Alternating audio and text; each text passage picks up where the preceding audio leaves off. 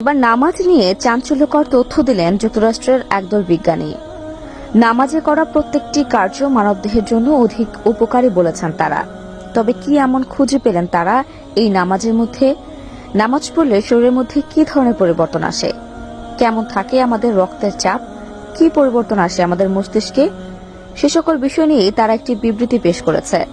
তাই এই ভিডিওটি প্রত্যেকটি মুসলিমের দেখা কর্তব্য। কারণ নামাজ তো প্রত্যেক মুসলিমের পড়াই লাগে। তবে নামাজ পড়ার মাধ্যমে আমরা কি কি উপকারিতা পাই সেই সকল বিষয়ও জানা দরকার।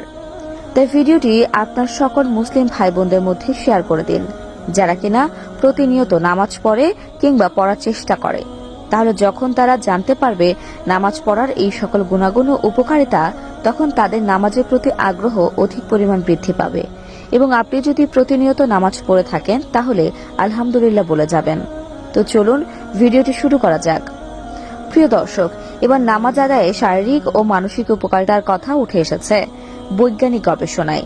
ইসলাম ধর্মের অনুসারীদের জন্য প্রতিদিন 5 ওয়াক্ত নামাজ আদায় করা ফরজ। এটি মহান আল্লাহ তাআলার নির্দেশ। এই বিধান লঙ্ঘনে রয়েছে কঠোর শাস্তির ঘোষণা।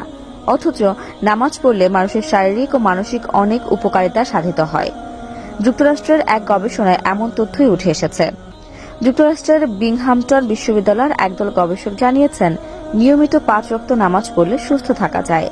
নামাজ পড়ার মাধ্যমে মানুষ শারীরিকভাবে সুস্থ থাকতে পারে। গবেষণায় আরও উল্লেখ করা হয়, যদি নিয়মিত নামাজ পড়া হয় তবে ব্যাক পেইন মানে পিঠের ব্যথা কমে যায়।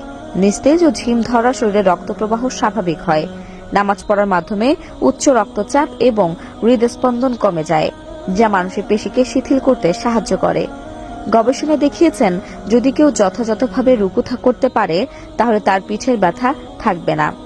রুকু করতে গেলে মানুষের পিঠ সমান্তরাল হয়। কিছু সময় পিঠ সমান থাকে। নামাজের রুকু আদায় করার মাধ্যমে পিঠ, পায়ের উরু ও ঘাড়ের পেশিগুলো সম্পূর্ণভাবে প্রসারিত হয়। রক্তপ্রবাহ যথাযথভাবে চলতে থাকে।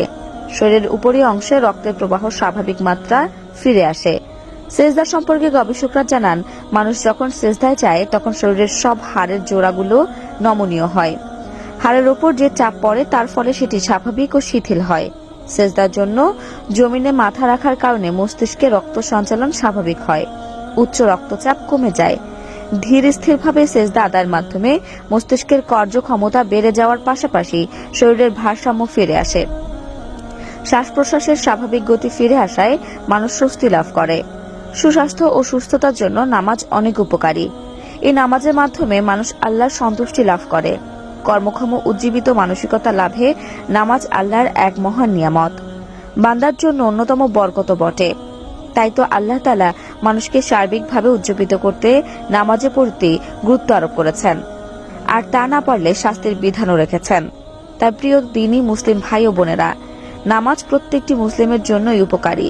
এবং বর্তমানে বিজ্ঞান নামাজ পড়ার ফজিলত সম্পর্কে আলোচনা করেছেন। তাই আজ থেকে ইনশাআল্লাহ কেউ নামাজ ত্যাগ করবেন না। আল্লাহ সবাইকে বোঝার তৌফিক দান করুন, আমিন। তা দর্শক, আজ এ পর্যন্তই। আবার আসবো নতুন নতুন সব তথ্য নিয়ে। সে পর্যন্ত সবাই ভালো থাকুন, সুস্থ থাকুন। এতক্ষণ 24 ঘন্টা নিউজের সাথে থাকার জন্য আপনাকে ধন্যবাদ।